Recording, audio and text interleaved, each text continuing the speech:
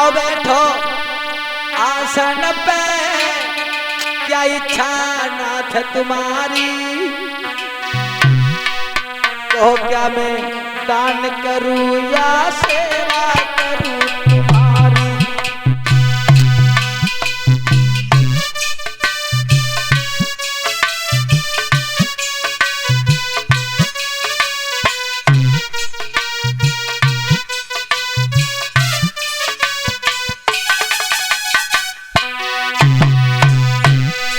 बाबा जी संत शिरोमणि कभी किसी के द्वार द्वार नहीं जाते, होती है शुभ घड़ी संत के दर्शन तब हो पाते, होती है शुभ घड़ी संत के दर्शन तब हो पाते।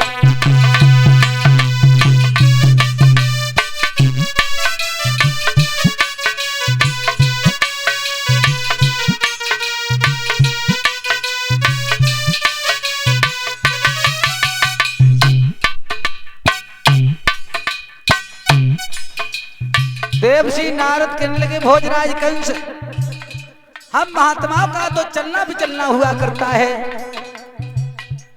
अरे महात्मा को एक जगह नहीं रुकना चाहिए। इसलिए देवसी नारद भोजराज कंस की मुंह की तरफ देखते हुए बोले, क्या बात है तुम्हें चेहरे पर उदासी छाई हुई है, चिंता सी लगी हुई है।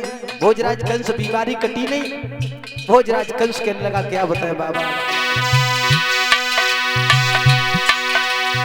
बीमारी का जितना इलाज कराते हैं उतनी बढ़ती जा रही है। बोले हैं देवसी नारद सुनो राजन,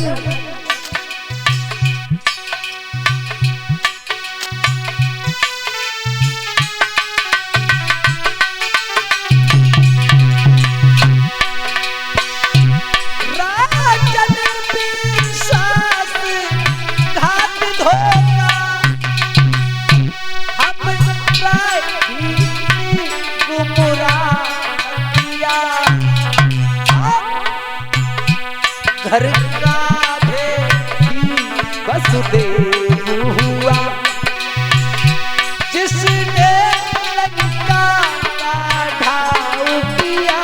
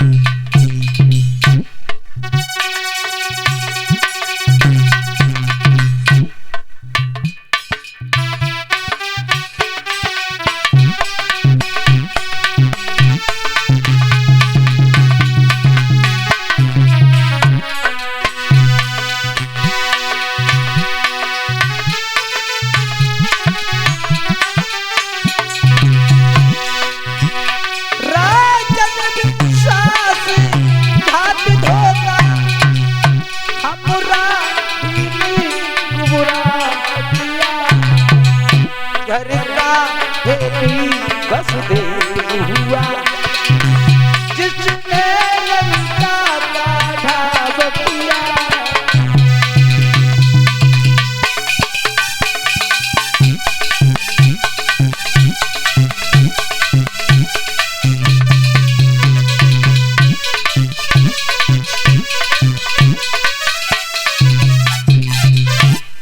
और जैसे ये कहा है घर का भेदी कोई दूसरा नहीं है तुम्हारा बहनोई है।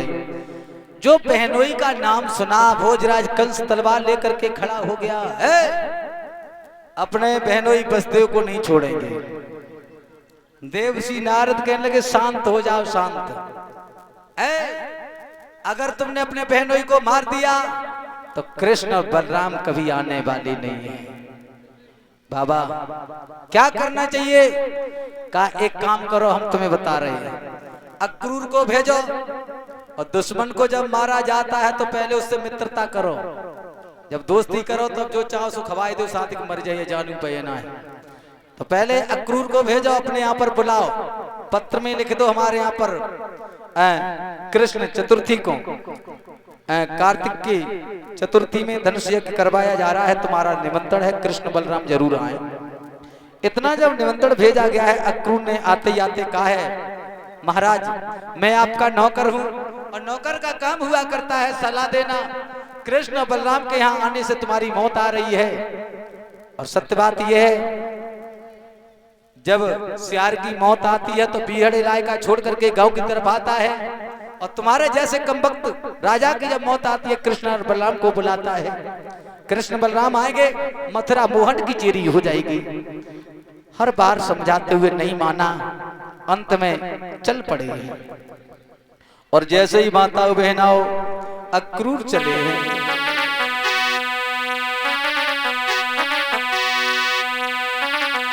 रथ पे